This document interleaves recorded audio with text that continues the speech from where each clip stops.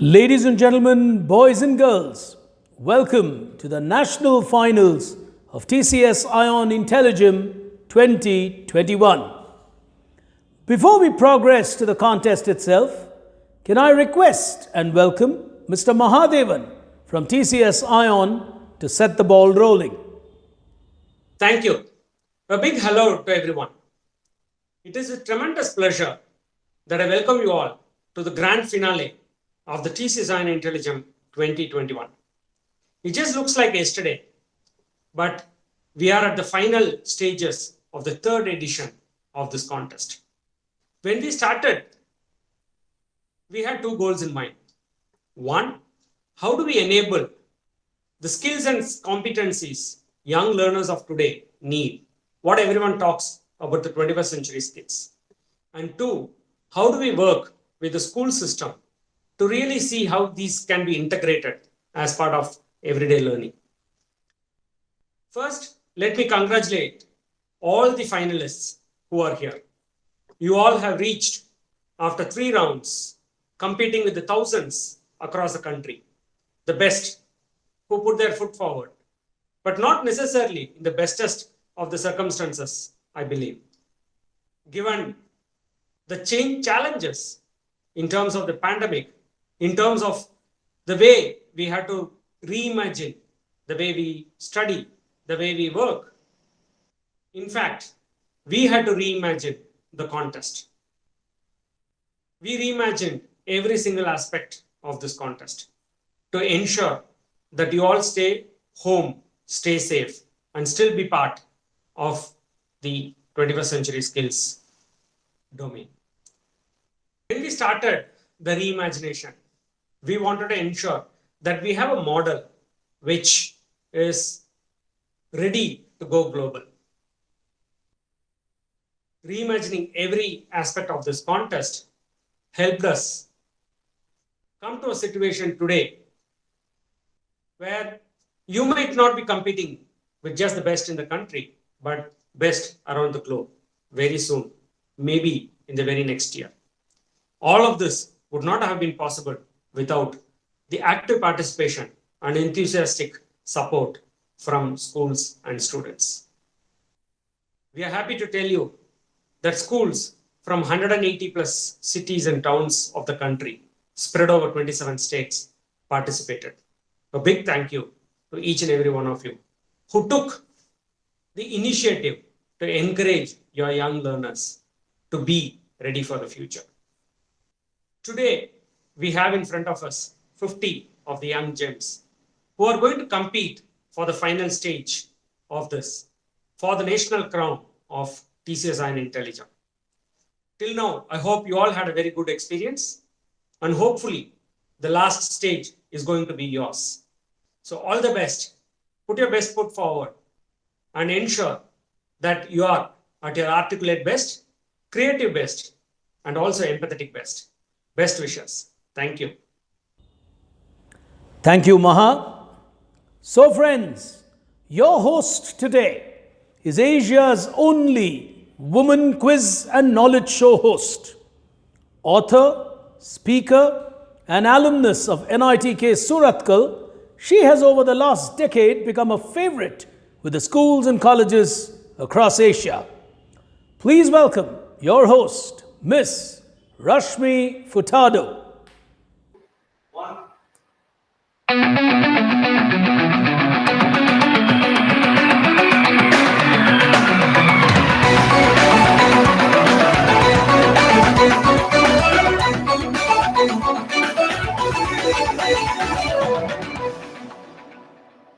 Hello and a warm welcome to each and every one of you to this grand finale of TCS iON IntelliGem Universal Values, the junior category. These kids have taken part in multiple rounds of evaluation and assessments to reach this final here today. So let me quickly get into introducing them to you and then move on to the event itself. First up, we have Meghna from class 6. She's from Shishugraha School, Bangalore.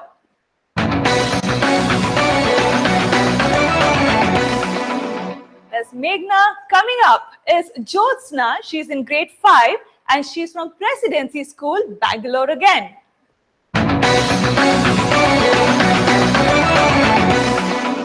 Following her is Zoha Fareen, grade 6. She too is from Presidency School, Bangalore.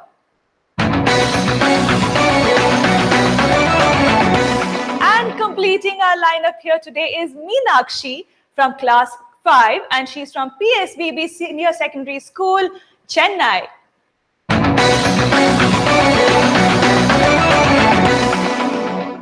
And before we move on to the rounds of this grand finale, let me quickly introduce to you our judges for this event. We have Miss Ekta Das, who is into brand consulting now for a very long time. And we also have Miss Nagmani, who herself is a lecturer and has been into education for many, many decades now. I will get into their introduction in detail a little later. For now, let us get into the first round of our grand finale. Me in 30 seconds. Here we go.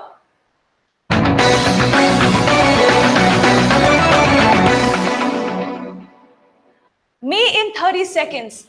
These 4 finalists of ours will be introducing themselves in 30 seconds, but in the context of universal values.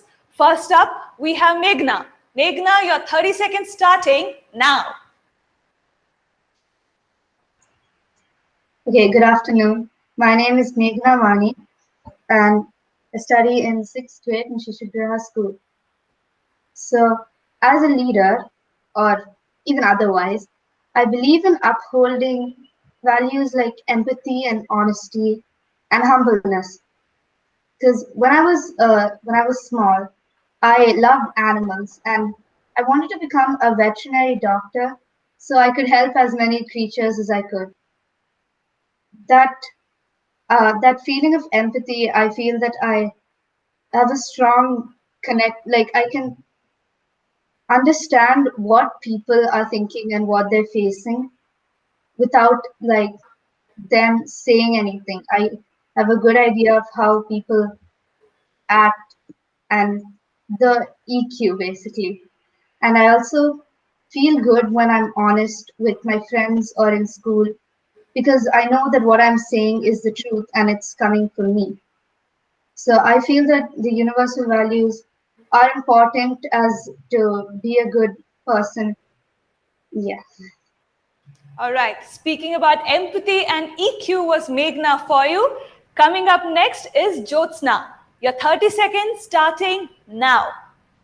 Good afternoon, everyone. I'm Jyotsna V. Vadivel, a 5th grader of Presidency School, RT Nagar, Bangalore. I'm just a normal girl with a normal life. I'm blessed with parents who believe that education is not limited to the confines of textbooks, school, and homework. I was taught at a young age to be kind and not cruel to anyone. I used to hate violence, like when some people were fighting, I used to go like, please stop fighting. It's wrong, it's bad. And I'd get a slap in return. All this continued until 1st grade. I used to get my slaps and go home. One time I got hit by one of my classmates and then I got hurt badly somewhere.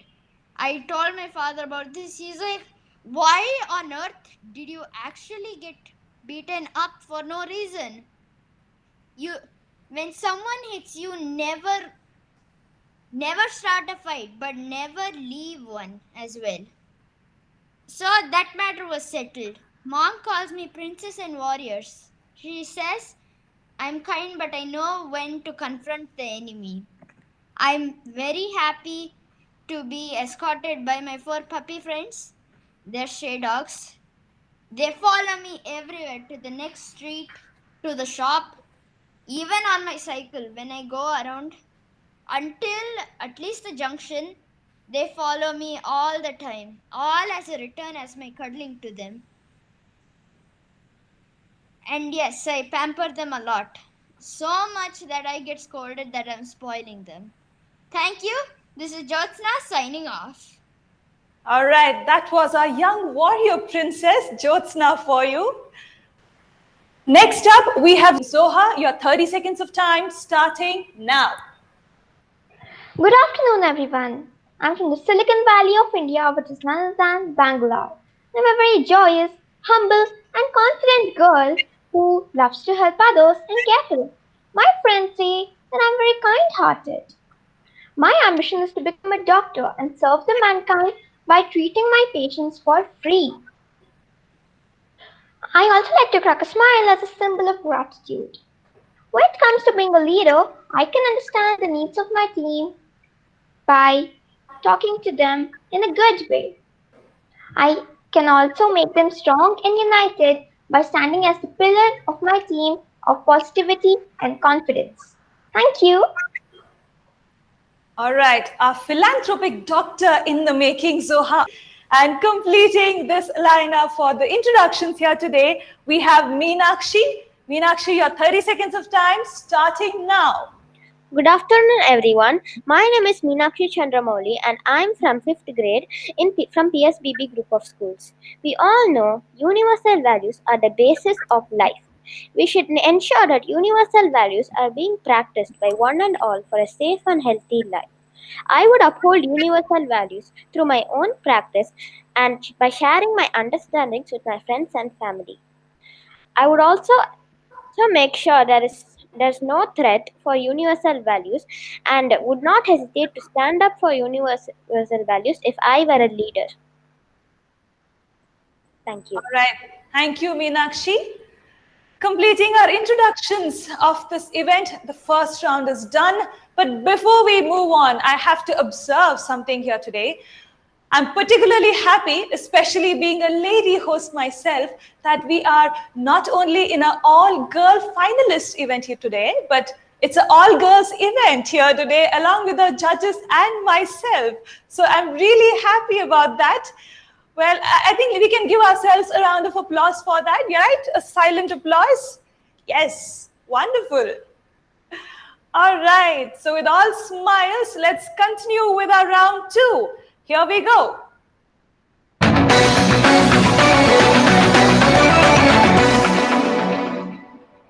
In this round, we really want to know your thoughts. So you have a minute's time to speak on the topic, leader of the future.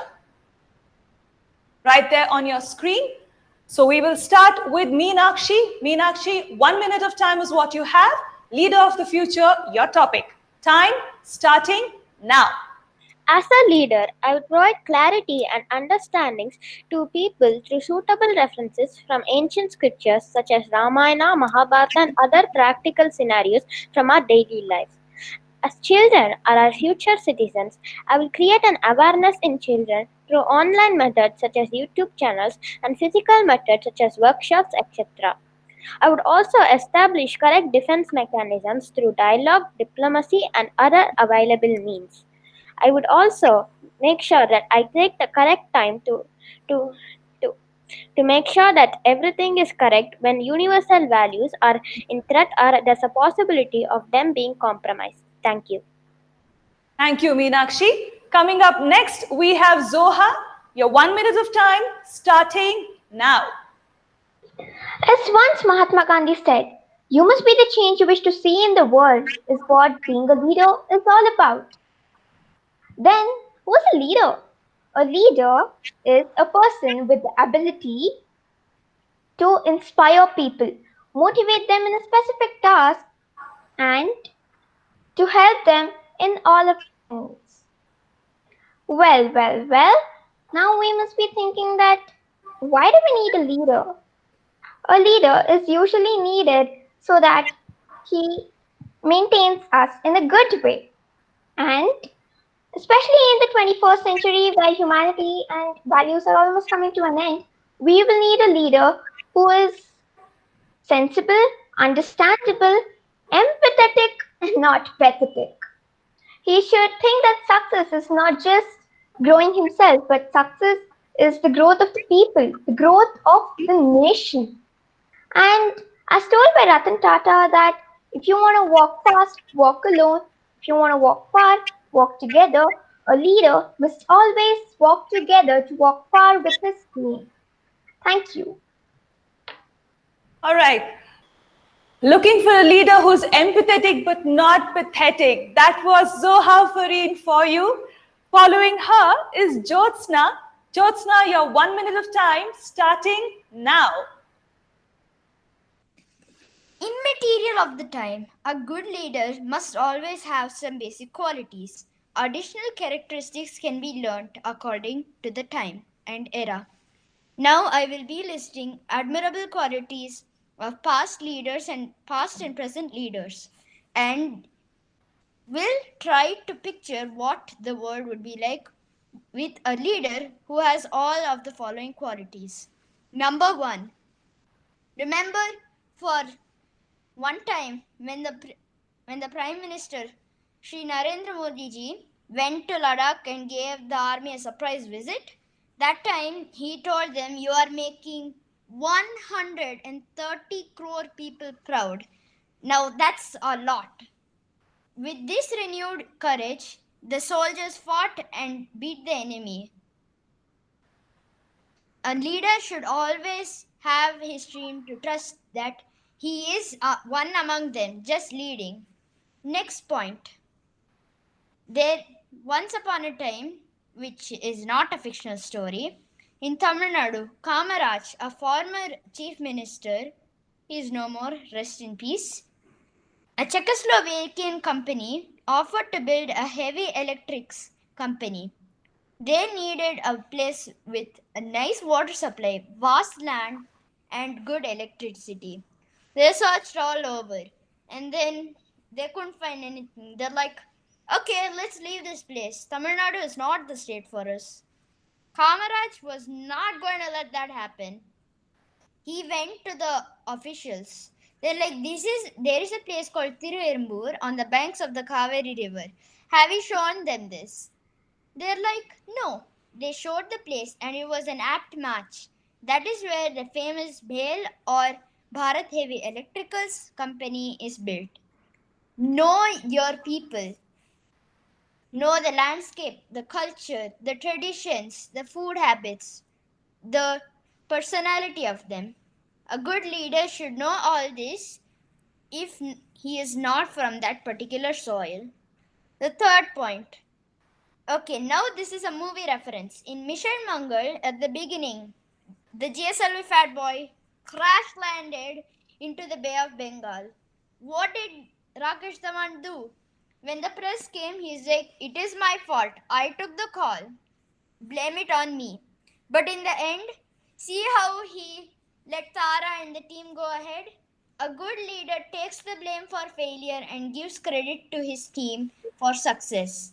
Another space story coming up as next point. One time, Satish Dhawan, a similar story, he trusted his team. Now, another space story to go with the flow. Fifth point. In 1970, a hectic project for Dr. APJ Abdul Kalam and his colleagues. One of the fellow scientists asked, Sir, can I leave at 5:30 in the evening?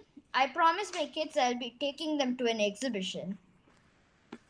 He's like, sure, I give you leave. Then he got so absorbed in his work, he takes the watch, checks it, he's like, oh my goodness, it's 8:30. He rushes home, so exhausted, and the kids aren't there. He asks his wife, where are the kids? He's like, oh, you don't know? A manager came here and took the kids to the exhibition. He came at 5:15. He was so shocked and happy. His promise to his kids have been committed. Take good care of your team and they will return the favor by working hard. Last but not the least, do not misuse your power. In history, yes, this is not from a textbook. If Dhanananda was a good leader, Chanakya wouldn't have kicked him off of his post. It is said that the previous 8 generations of Nandas were all hardworking and that's how they ascended the throne. But no, Dhanananda was not like that. He misused his power and even killed Chanakya's father. So he took his revenge by establishing Chandragupta as the new leader. Jyotsna, could you wrap up quickly, please? You have already crossed your minute's time. Yes, ma'am. The thing is over. You're done? Yes, ma'am. These Okay. are the qualities a good leader should have, and this is Jyotsna signing off. All right. That was Jyotsna for you. Coming up next is Meghna. Meghna, your minute's time starting now. When we talk about a leader of the world, his role is to take care of the entire ecosystem as a whole, which includes humans and creatures and even the environment. Evidently, he should protect and support the universal values. To do so, he has to possess those values, such as empathy, integrity, open mindedness, and many more. For example, he has to empathize with the weaker sections of the world. He has to open mindedly listen to the experts in various fields for solutions to problems and not make decisions based on his own opinions. He should always be truthful, for people will only have faith in him if he's honest. If he's not, people will stop believing him. And he should treat people with equality. Those characteristics are important for a leader. Thank you. All right. Thank you, Meghna. Moving on to the next round of our finale here today. Voice your views. Here it comes.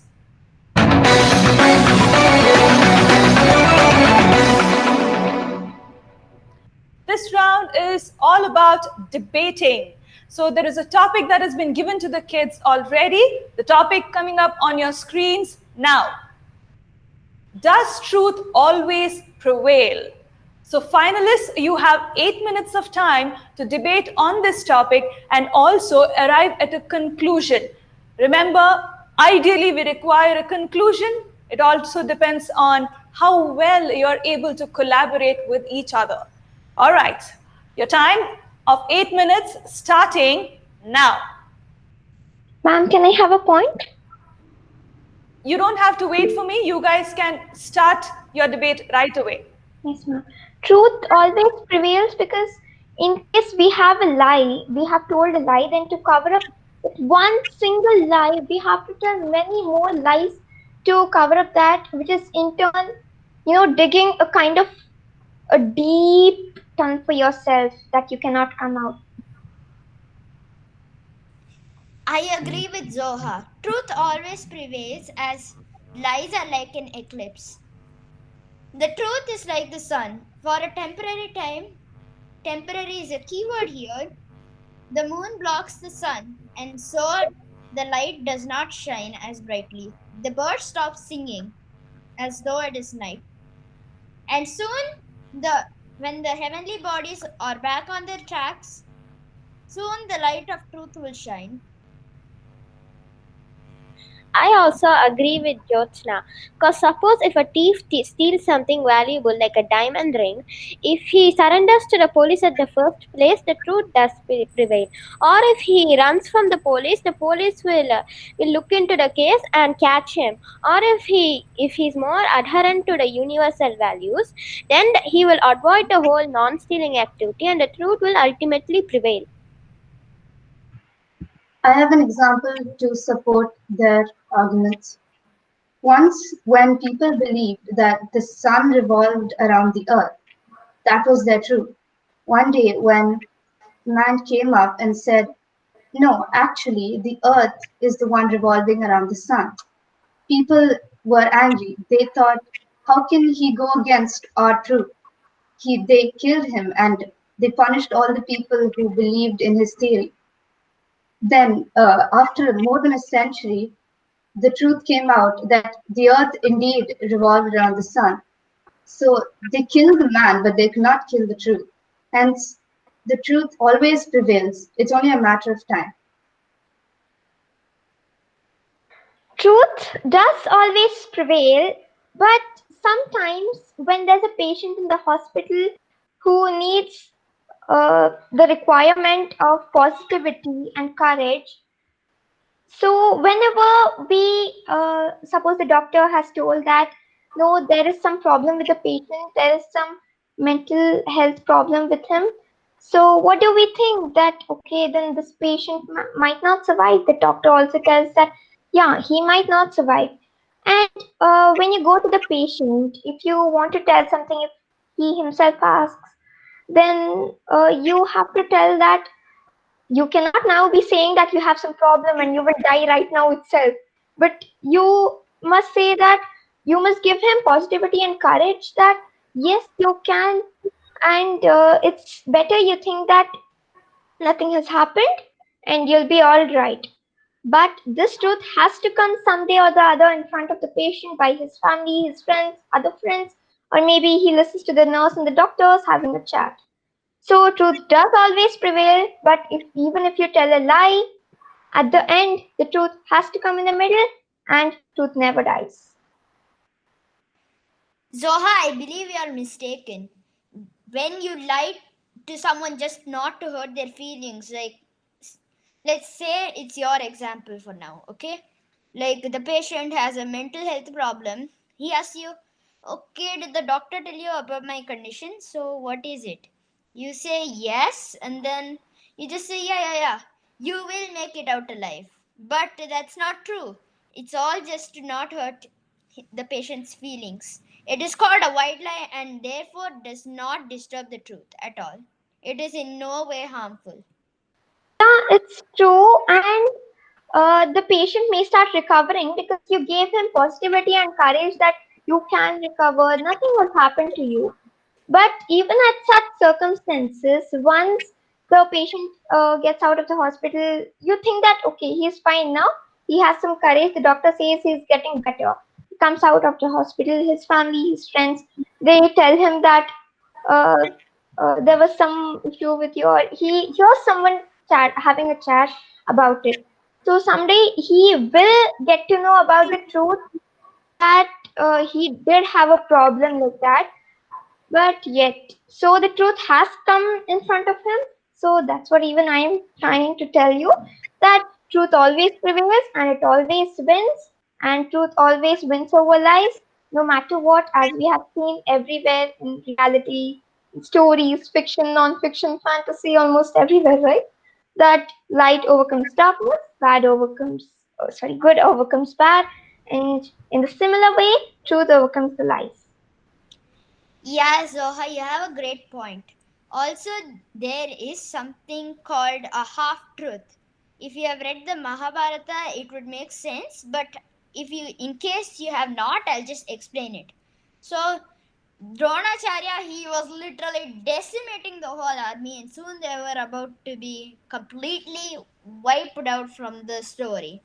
So, what Krishna said, okay, fine. There's only one way to do this. We have to tell him that Ashwathama, his son, is dead and convince him to leave the battlefield. Yudhishthira, he always trusts you because you never said a lie. So, you are the one to bring the news to him. Yudhishthira was shocked, like, wait, what? Me? But Ashwathama is alive, and if I did so, I would be telling a lie. Krishna's like, yeah, you have a point. Let's make the statement true. In fact, they didn't actually kill Ashwatthama, but the statement ended up being true. They killed an elephant called Ashwatthama.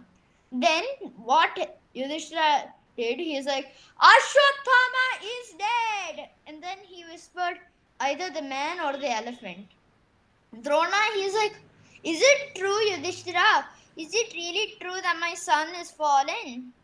He was like, yes. Ashwathama, then he silenced the words, the elephant is dead. In fact, it's making me cry. And then, even though the Pandavas did win because of this, Yudhishthira was refused entry into heaven because of his one lie. So, so he did, the truth never did come out, but they won.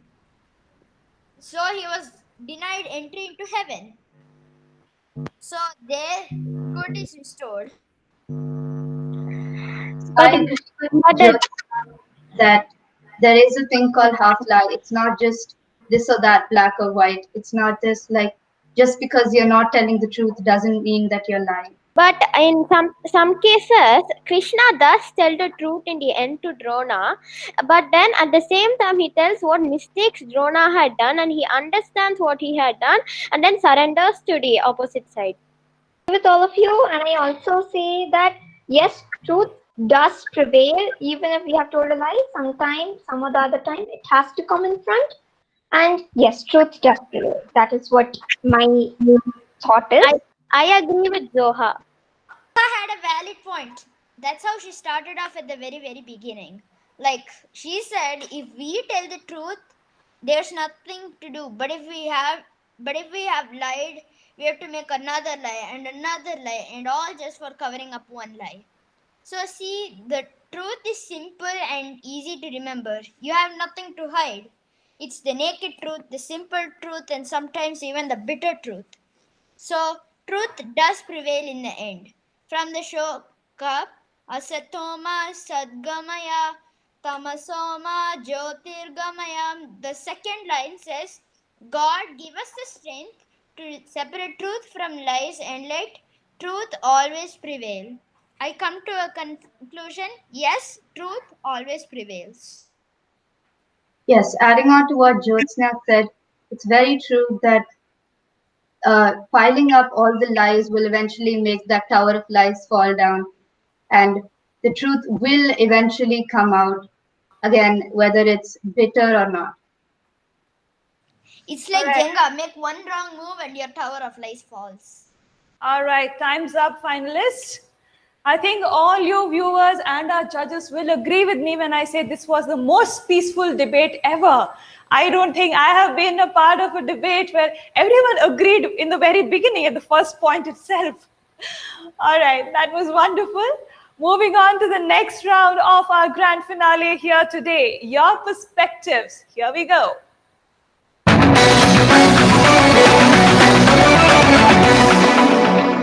Okay, finalists, you will be shown 6 different images, pictures, and what you need to do is interpret those pictures in the context of universal values.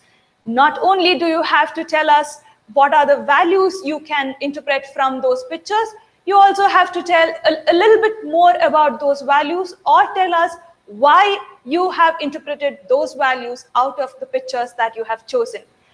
There are 4 of you, but we have 6 pictures that are available. So even the last person who chooses will have a choice. So do not worry about that. First up, we have Zoha. She will make her choice. The 6 images on your screen. Zoha, you will have to make a choice. You have about 5 seconds of time to gather your thoughts and immediately speak. What would you like to choose? Ma'am, I would like to choose the 5th picture, which is appreciating your children. 5th picture. All right, can we go to the 5th picture? Yes, Zoha, your time starting now. A minute's time. Go on. Yes, ma'am. I think that appreciating the students or the children is very good, as when children are complimented and appreciated, they have some good values. Suppose they have done something good and you appreciate them, then they might retain it at least by the thought that if I do this good thing, then my parents will reward me or they will appreciate me or my teachers will reward me and appreciate me. So this builds a good thought in the children's mind. Though it is not correct that if I do this, my parents will reward me, so I'm doing this one single task. It is not about that. But if the child learns about that, that if I do this good thing, the parents will teach me, will tell me that I have done the good thing. It's good for the time being for the child, as when it gets compliments, more and more compliments, it is very good for the child, for the growth of the child, and the values develop in the child as time goes. The child thinks that no, the child starts to understand that if I have done this thing wrong, it is a wrong. No matter my parents reward me or they scold me, when this is wrong, I have to not tell lies, and this is wrong, so I will not be telling lies. And what is the truth? I have to tell that. And it's not because my parents will be complimenting me or anything. And when you compliment your students or your children, they start to have a good growth and a good value development in them.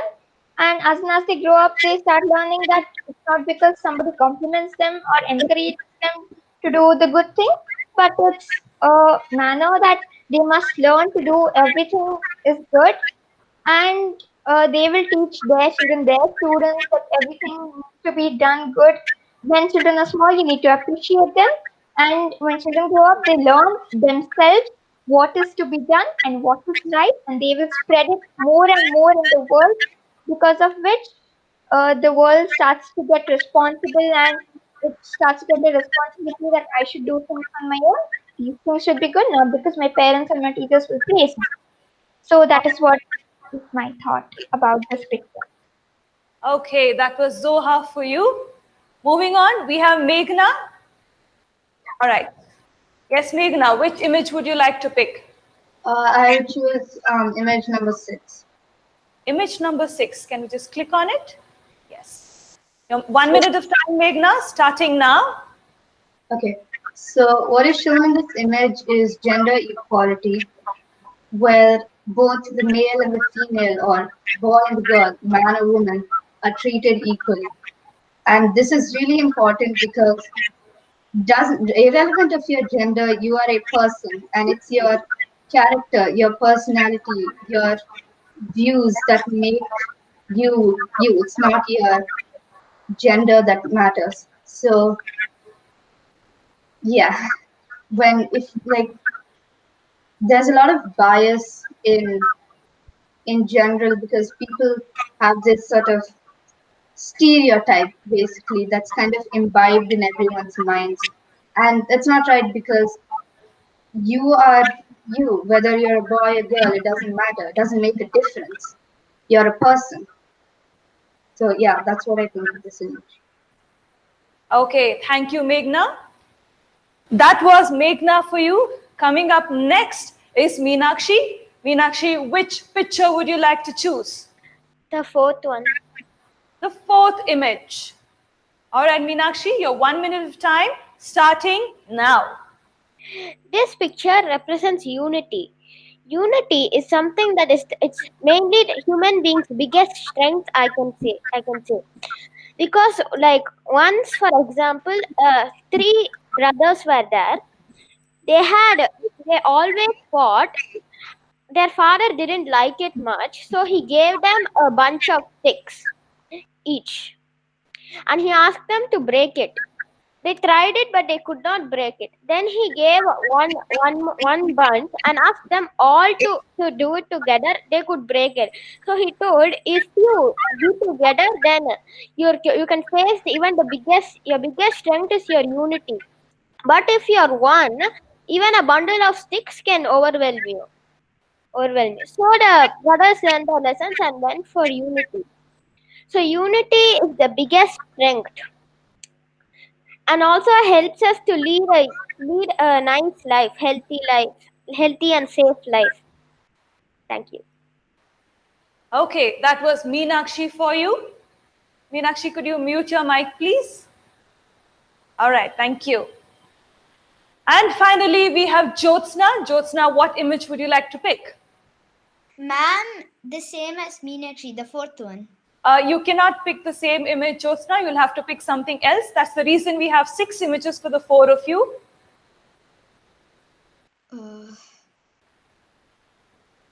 Ma'am, then the third one. Third image. All right. Okay, your 1 minute of time starting now. Ma'am, sir, what I interpret from my point of view, this is a father and a son. He is teaching his son. So the similar way, if when we all become mothers, if we aren't already, we can teach our children all these values. Then the world would become a better place. Their children, and then they can spread it out at school. Even if we haven't now, we still have enough time to spread it at school and everywhere else. So when we become parents, we teach our children, teach them to spread the love all around. They spread it. They become parents, they teach it to their children, and so on for every generation after that. I believe this, like the boy's boxing gloves, he's teaching him to box, but here the same thing applies with values. This is my perspective, ma'am. These are my 2 cents. All right. Thank you, Jyotsna. Different interpretations of different pictures here today. I think the judges here would agree with me when I say sometimes we kind of forget that these are kids from classes 5 and 6. All right, let's move into the next round of our grand finale, jury time. Here it comes.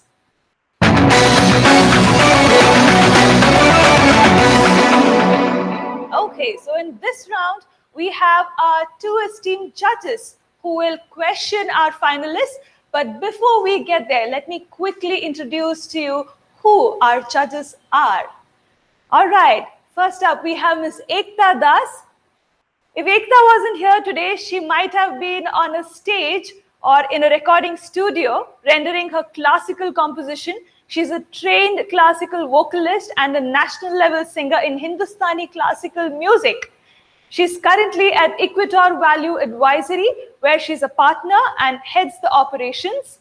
She is known as Pocket Atlas, is what I'm told. I think I will go back to her later and find out why she's known as Pocket Atlas. She also leads a team of highly motivated commandos across 3 practice areas of valuation, strategy, and transformation, all in the effort of creating lasting and far-reaching change for her clients. She says that her earlier stints in banking at HDFC and at the Royal Bank of Scotland taught her the value of patience and commitment. Consulting has exposed her to the responsibility of managing high expectations from clients across the globes. And over the years, she has spent with Capgemini Consulting and Equitor. Ekta has worked with a wide range of clients across categories varying from IT to retail, entertainment, consumer deliverables, etc. She loves all things Bollywood and believes that a good masala entertainment can create joy and goodwill.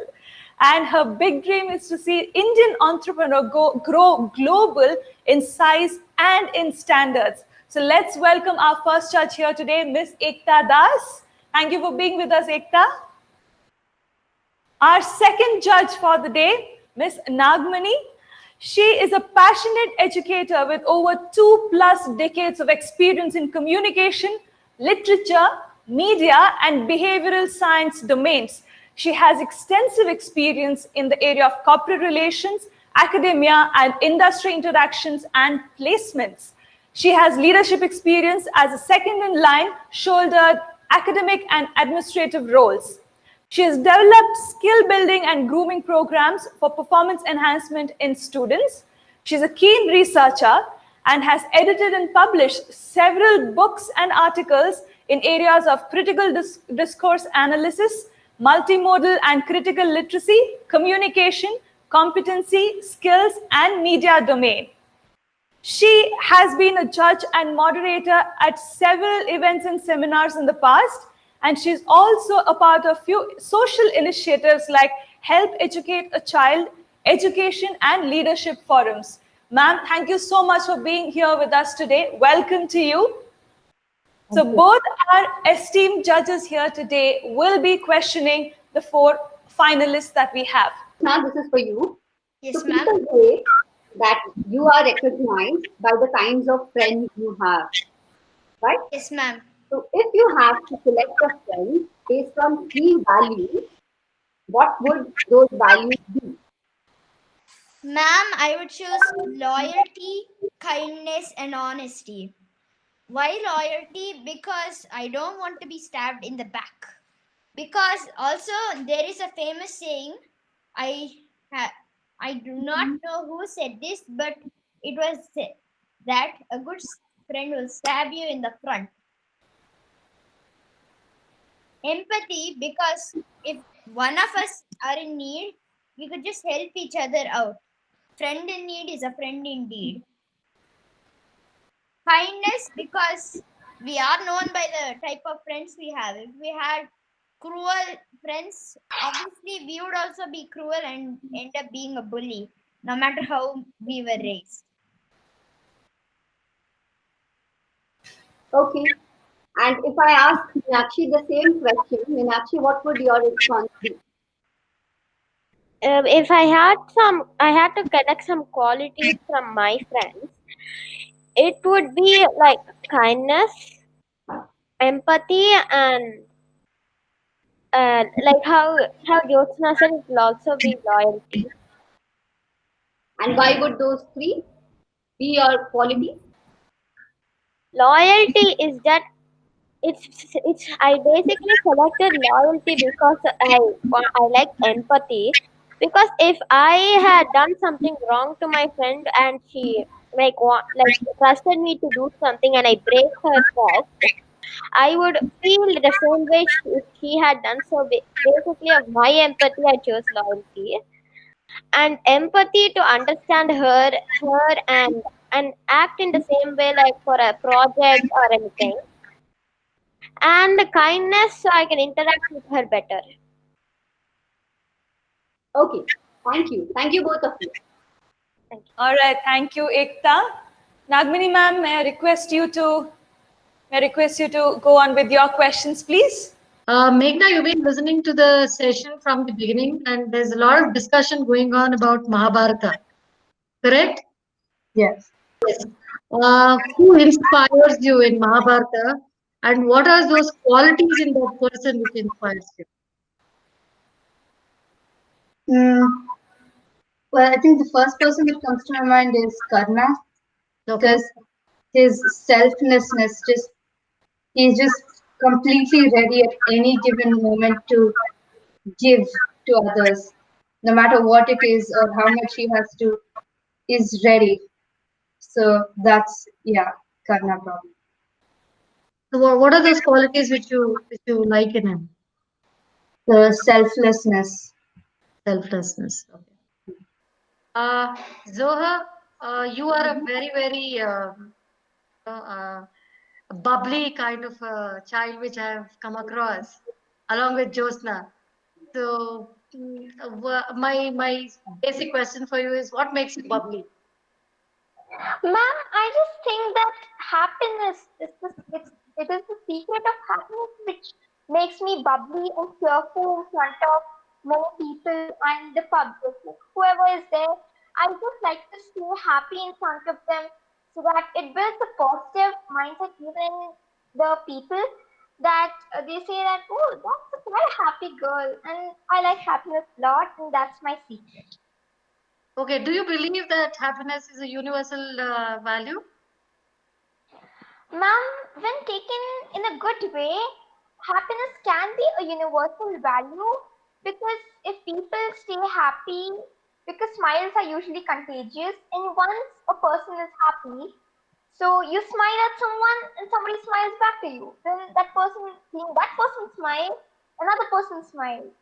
So, since happiness is accepted universally, that even for our birthdays, we usually say happy birthday, happy new year, like that. So, I think yes, happiness can be considered as a universal value because everyone needs to stay happy in their life in order to lead a good and a bubbly life. Okay. My last question to you is, what do you think is the most important quality of a leader? Ma'am, I think the most important quality of a leader is patience. Because no matter what the team is doing, if they are doing something wrong, it does not mean the leader goes and just screams at everyone that, hey, this is wrong, that's right. The leader must have some patience and calmness so that when somebody has done something, he should first go and see it completely and he should answer with or tell something with patience that, okay, this is nice, and why don't you add this also to it? Instead of screaming that this is completely wrong and you must not do this, he must handle things with patience and sensitivity. Okay. All right. Okay. Thank you, ma'am. Thank you, Nagmini ma'am. Thank you, Meghna. Thank you, both of you judges, for all your interesting and probing questions. I think you really picked the brains of all of our finalists here today.